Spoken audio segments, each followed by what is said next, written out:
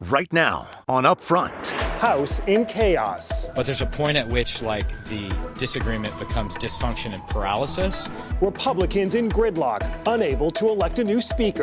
Is the House going to have a speaker by the end of the week? I'm optimistic we will. Really? Now, the proof will be in the pudding. Our guests this Sunday from Washington, Wisconsin Republican Congressman Brian Stile and Scott Fitzgerald, and Democrat Gwen Moore. Lawsuit whiplash. The Senate took that position. I don't necessarily agree with it. Republicans attempting to oust the state's top elections chief, now admitting they have no power to do so, despite publicly pushing ahead as the Senate votes to fire another state elections official. It's insanity.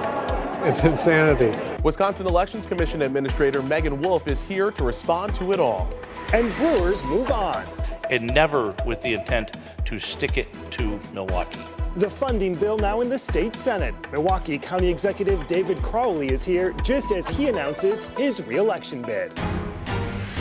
This is Upfront with Jaron Jordan and political director Matt Smith.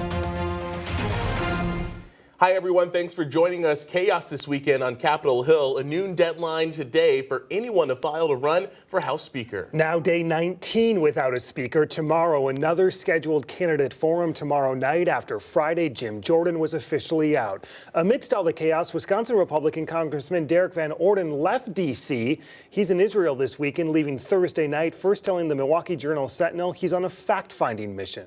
I told the conference it was an honor to be there.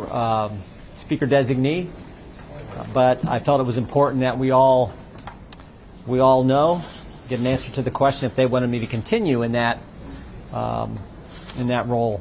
All right, let's get right to it with Congressman Brian Stile from Washington. Congressman, like always, good to see you. Thanks for having me on. There's a long list of names already emerging this weekend ahead of this noon deadline Sunday, the candidate forum Monday night. Who do you want to see as the next House Speaker? The key is we find the man or woman that can truly unify the conference. It's frustrating that we're even here in the first place, but here we are. The key here is that we find an individual that can get 217 votes because there's so many pressing issues, from the broken border to reckless spending and inflation, to making sure we're able to stand with our ally Israel, who's been attacked by terrorists from Hamas. So ultimately, at the end of the day, I'm confident we'll get there, that we'll have a candidate that can unify us.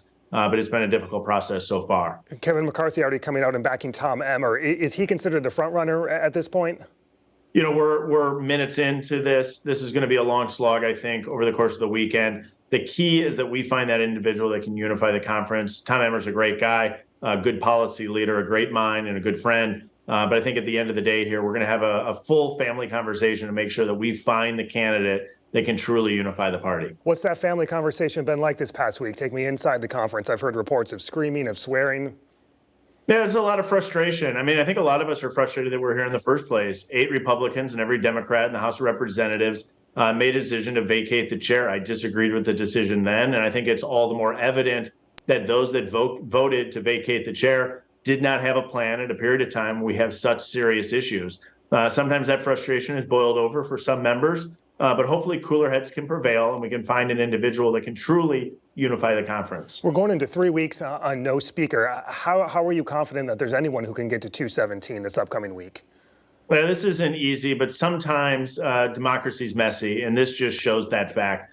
I do believe that there are individuals that could come forward that would really be able to garner the support of the full conference. We'll see who puts forward their names over the course of this weekend and look for that candidate that can truly bring us together. Do you have specific names you'd like to mention?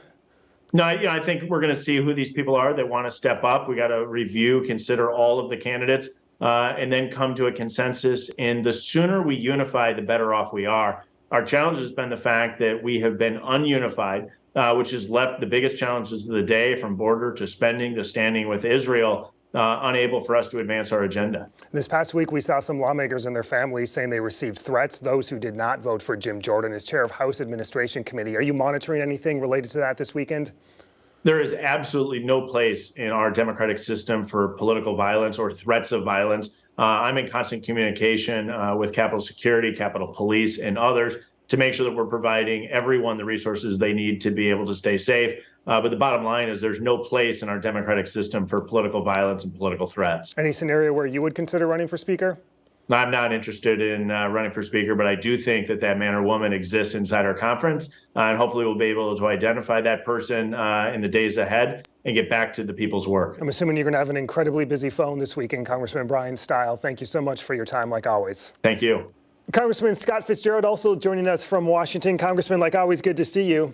Good to be with you. You have managed a caucus before of, let's say, varying opinions, right? What do you make of what is happening in Washington at this moment? Yeah, I mean, I dealt with some caucuses that were 17-16 for, a period of time. It's never easy to kind of maneuver when you've got such a tight margin. The thing I would say is in this conference, because of the diversity of people that have been elected, it's caused some, small fractures that have gotten worse in the last couple of weeks because there's so much pressure on this conference to actually elect a new speaker. It's really kind of underscored what we kind of all knew existed from the 15 rounds of voting that happened to elect the speaker in the first place. I mean, so honestly, at that point, is there anyone in the conference who can get to 217 as we sit here at this moment?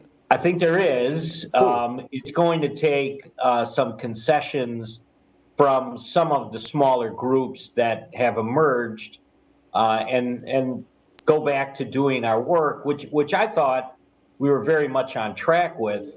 All right, Congressman, we'll leave it there. A lot to come, a busy weekend in Washington. Congressman Scott Fitzgerald. Congressman, thank you so much for your time. Thank you. Good to be with you. Congresswoman Gwen Moore joins us now from Washington, D.C. Congresswoman, welcome back to the show. Thanks, Jaron. Thanks for having me. Of course. First, I want to get your reaction to everything we saw play out this past week there on Capitol Hill. I can tell you that it is just a stunning moment in history to see them put up a person this past week that kept losing votes as we went along. And while it may have seemed funny and comical in the beginning, I became very concerned when Republican members were starting to receive threats, their families receiving threats, not just that they'd be primaried in elections, but death threats. Republicans like Kevin McCarthy blame Democrats for the situation that we see ourselves in right now. We know that no Democrat supported him at the onset of all of this. Do you regret that at this point? No, that's ridiculous. I mean, this is the way this institution works. I mean, I'm certainly not I'm a member of the 118th Congress, and all the Congresses I ever heard of, the majority, however they have secured it, they determine and they vote for who the speaker is. And it's their responsibility to coalesce around a candidate and make him or her the Speaker of the House. Looking ahead, we know there is the noon deadline Sunday for a Republican to get in the speaker's race, so to speak. Is there a Republican candidate who you would support? Why are you asking me that, Jaron? I'm going to vote. And, you heard it here first, folks. I'm voting for Hakeem Jeffries for speaker. They are in the majority. So you're saying it's on them. What's the plan for House Democrats this week looking ahead?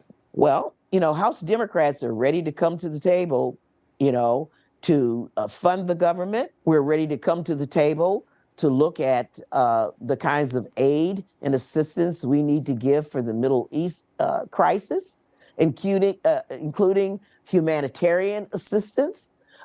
We're looking forward to numbers of bills that have been in the queue. We're looking forward to helping the Republicans and working on the appropriations bills. And so, I hope that they spend the weekend coming up with a consensus candidate. It seems to me that Jim Jordan is not the best and the brightest in their caucus. Congresswoman Gwen Moore, thank you so much for being with us. Always appreciate your time, your insight, and analysis. You too, Jaron. Up next, another Wisconsin elections official out. New court filings surrounding Wisconsin's top elections chief and the Republican efforts to oust her. Megan Wolf standing by to respond to it all next.